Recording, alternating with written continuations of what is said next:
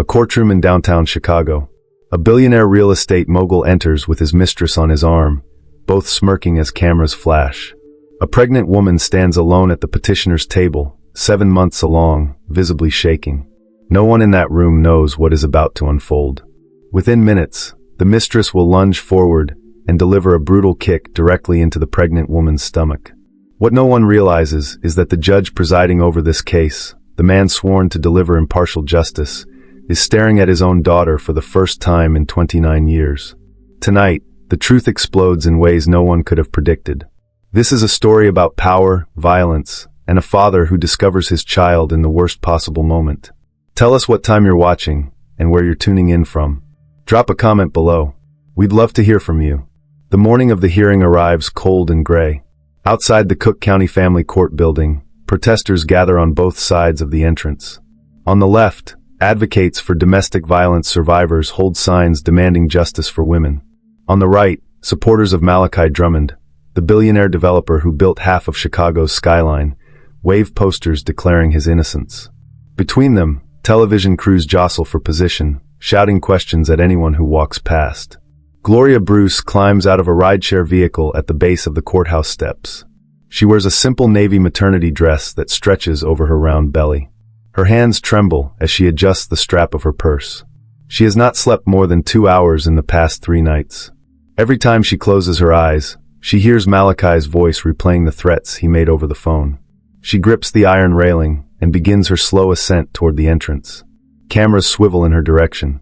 A reporter shouts her name, asking if the accusations against Malachi are true. Another demands to know whether she expects to win custody. Gloria keeps her head down and continues walking. She focuses on breathing, on keeping her legs steady, on protecting the life inside her. A black limousine pulls up to the curb. The crowd erupts. Malachi Drummond steps out first, dressed in a charcoal suit tailored to perfection. His dark hair is styled back, his jawline sharp, his confidence radiating like heat. He is 42 years old and worth over $3 billion. He built his empire constructing luxury condominiums and commercial towers across the Midwest. He smiles at the cameras as if attending a premiere. Behind him, stepping out in a crimson dress that clings to every curve, is Rosalind Knapp. She is 33, stunning, and completely unbothered by the scandal. She loops her arm through Malachi's and laughs at something he whispers. They walk together as if the world belongs to them. The contrast between their polished entrance and Gloria's anxious arrival makes the crowd murmur with discomfort. Inside the courtroom, the air feels heavy. High ceilings amplify every sound. Wooden benches creak as people settle into their seats. Gloria sits at the petitioner's table beside her attorney, a young public defender who looks overwhelmed. She places both hands on her belly and tries to steady her breathing. Her baby kicks gently beneath her ribs. She whispers a quiet prayer. At the front of the room sits Judge Eduardo Rangel. He is 56 years old with silver hair, deep brown eyes, and a composed demeanor built over 3 decades on the bench. He reviews the case file in front of him with practiced focus. When his gaze shifts toward Gloria, something inside him shifts as well. He does not recognize her. He has no logical reason to feel the pull he feels when he looks at her. Yet something about her face, the shape of her eyes, the curve of her cheekbones, stirs a memory he cannot place. He forces himself to look away and calls the court to order. Gloria's attorney stands and begins outlining her petition. She is requesting a protection order, financial support, and primary custody of the unborn child. The attorney presents documentation of Malachi's controlling behavior, his threats, and his refusal to allow Gloria access to their shared bank accounts. The courtroom listens in tense silence. Gloria's hands remain on her stomach, feeling her daughter shift and turn as if sensing the tension. Malachi's attorney rises with a rehearsed expression of concern. He claims Gloria suffers from anxiety and emotional instability exacerbated by pregnancy. He suggests she has misinterpreted normal marital disagreements as abuse. He presents affidavits from people Malachi paid to discredit her. The attorney speaks smoothly, confidently, as if the outcome is already decided. Behind him, Rosalind sits with her arms crossed, her lips curled into a smirk. Every time Gloria's name is mentioned, Rosalind rolls her eyes or whispers something under her breath. Her contempt is so blatant that even Malachi's attorney glances back at her with irritation. When Gloria's attorney mentions Malachi's infidelity, and the coercion Gloria faced when signing a prenuptial agreement, Rosalind explodes. She leaps to her feet and shouts across the courtroom. She's lying. Everything she says is a lie. Her voice echoes off the high ceiling. Judge Wrangle slams his gavel. Ms. Knapp, sit down immediately. You are not permitted to interrupt. Malachi reaches back and places a calm hand on Rosalind's arm, pulling her gently into her seat. His expression remains unbothered, almost amused. Rosalind sinks down, but fury radiates from her clenched jaw. The judge motions for Gloria to speak. She stands slowly, her hands still resting protectively on her belly. Her voice is quiet but steady. She describes nights when Malachi locked her out of their home. She describes weeks when he cut off her credit cards and told her she was too emotional to manage money. She describes the fear she felt when he grabbed her wrist so hard it left bruises. As she speaks, the courtroom grows still. Even the skeptics begin to listen. Gloria feels exposed, vulnerable, but she continues. She wants her daughter to know she fought. Rosalind cannot tolerate the attention shifting away from Malachi. She leans forward in her seat, gripping the edge of the bench so tightly her knuckles turn white. Her breathing quickens. Her face flushes red. Then she snaps. She jumps to her feet and screams. She's faking all of this. She's trying to destroy him because she's jealous. Before anyone can react, Rosalind lunges forward. She moves with shocking speed. Her leg swings upward in a violent arc. Her foot connects directly with Gloria's abdomen. The impact is audible. A collective gasp rips through the courtroom. Gloria collapses instantly, crumpling to the floor. Her hands clutch her stomach as a sharp, searing pain explodes through her body. A scream tears from her throat. Fluid spills onto the wooden floor beneath her. The sound of it hitting the ground makes several people cry out in horror. Chaos erupts. Reporters shout. Attorneys stumble over chairs. Security officers rush forward. Judge Eduardo Wrangle freezes. For a split second, time stops. Then something inside him shatters. His face drains of all color. His voice, usually measured and controlled, bursts out in a shout that shakes the entire room. Call an ambulance now. His eyes lock on Gloria, who lies trembling on the floor, her body curled protectively around her unborn child. Her fingers shake as they press desperately against her belly. And for reasons he cannot understand, Eduardo feels a terror so deep it nearly paralyzes him. He grips the edge of the bench to steady himself as paramedics rush into the courtroom. The world around Gloria dissolves into noise and motion. Voices shout. Hands lift her onto a gurney. Bright lights flash above her as she is wheeled out of the courtroom. She cannot stop shaking. The pain in her abdomen pulses with every heartbeat. She tries to focus on her daughter, whispering over and over, "Please hold on. Please stay with me." The ambulance doors slam shut. The siren wails as they race through Chicago traffic. A paramedic presses a monitor to her belly, searching for the fetal heartbeat. The machine beeps. Steady, rhythmic, alive. Gloria closes her eyes and lets the tears fall. At the hospital, doctors rush her into an emergency monitoring room. Nurses attach sensors to her abdomen and arms.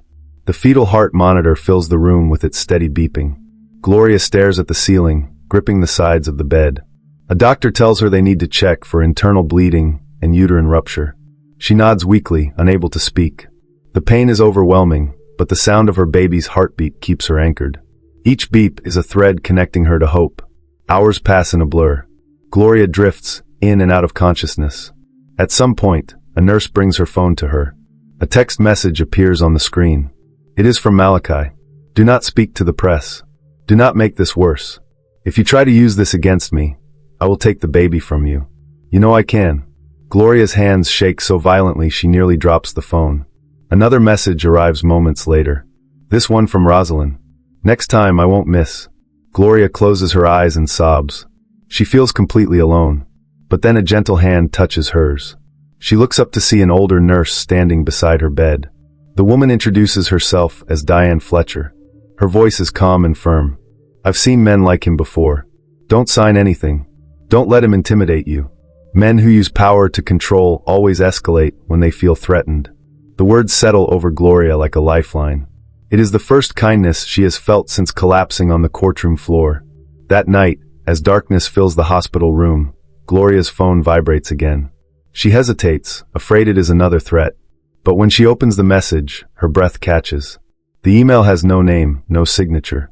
It contains only one sentence. If you're Gloria Bruce, I think I am your father. Gloria stares at the screen. Her heart pounds. Questions flood her mind.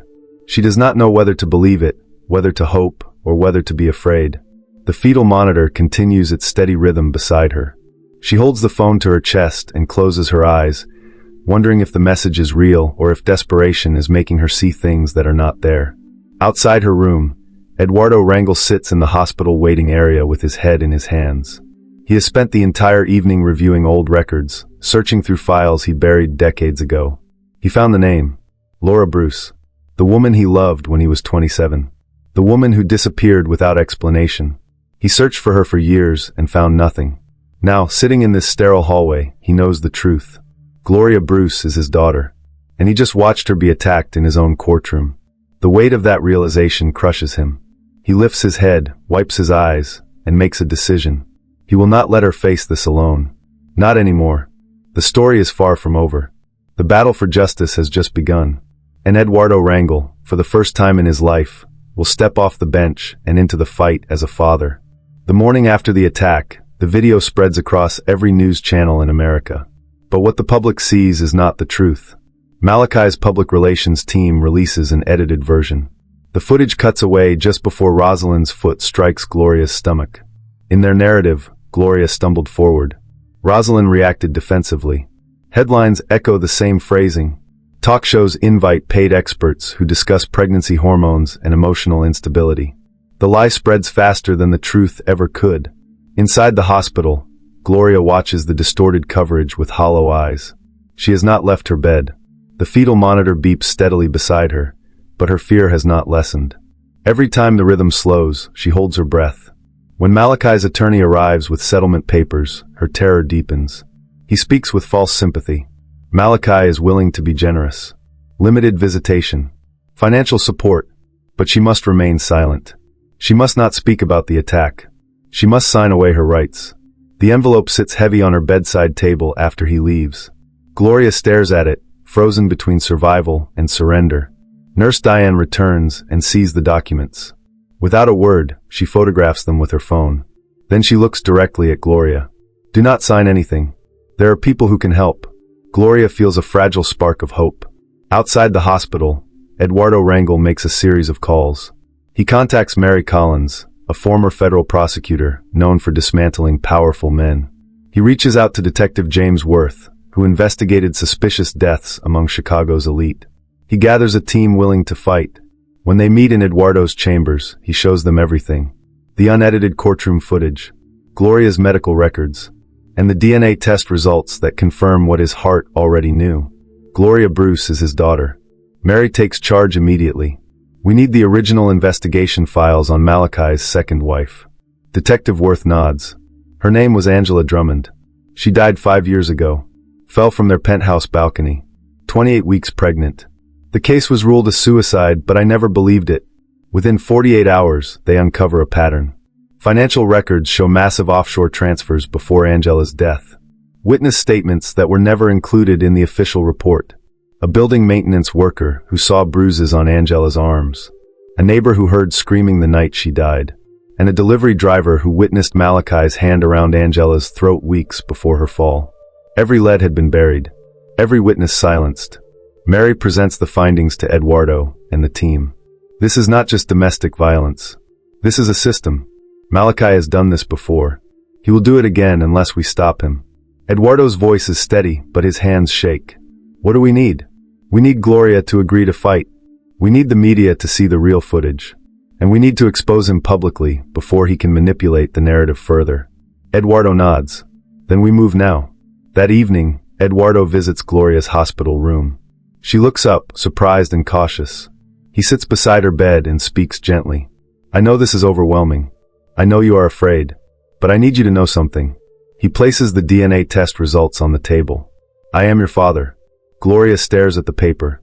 Her eyes fill with tears. Eduardo continues. Your mother, Laura, left me before she knew she was pregnant. I searched for her for years. I never stopped looking.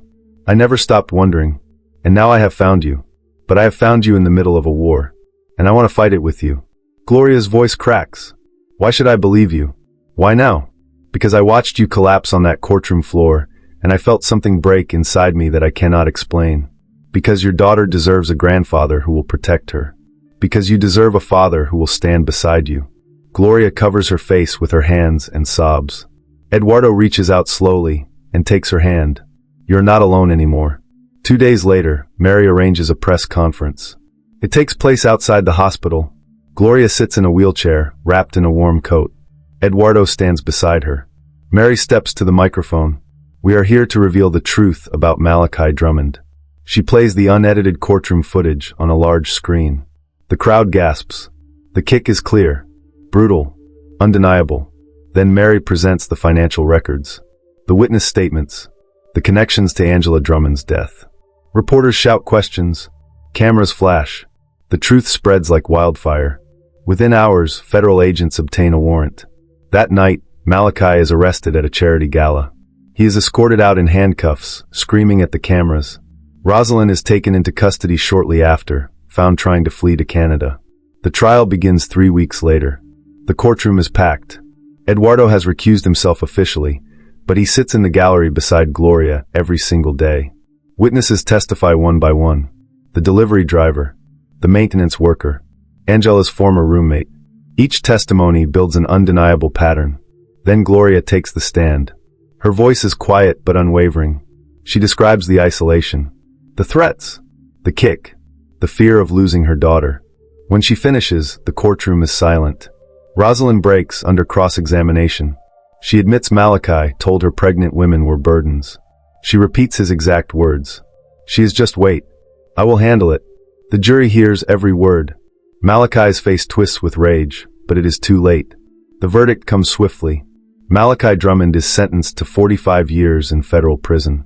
Rosalind Knapp receives 18 years as an accomplice. The courtroom erupts.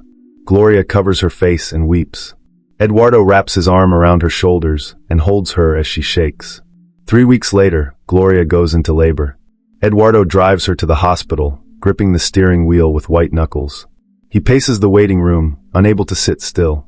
When the nurse finally calls his name, he rushes into the delivery room. Gloria lies exhausted but smiling. In her arms is a tiny girl with dark eyes and a head full of soft black hair. Eduardo approaches slowly, tears streaming down his face. Gloria looks up at him. Would you like to hold your granddaughter? Eduardo nods, unable to speak. She places the baby gently into his arms. He stares at her, overwhelmed. This is Grace, Gloria whispers. Grace wrangle Bruce. Months pass. Gloria and Grace move into a small home Eduardo helps her secure. It has large windows that let in the morning light. A garden out back. A nursery painted soft yellow. Eduardo visits every day. He brings groceries. He reads to Grace. He teaches Gloria how to change the oil in her car. Slowly, they build something neither of them expected. A family. One evening, as the sun sets through the kitchen window, Gloria sits at the table writing in a journal. Eduardo rocks Grace gently in his arms. Gloria looks up at him. Thank you for finding me. Eduardo's voice is soft. Thank you for letting me stay. Outside, the world continues turning. But inside this small home, 3 generations sit together in the quiet peace of survival, healing, and love. The fight is over. The future is theirs. And for the first time in a very long time, hope feels real.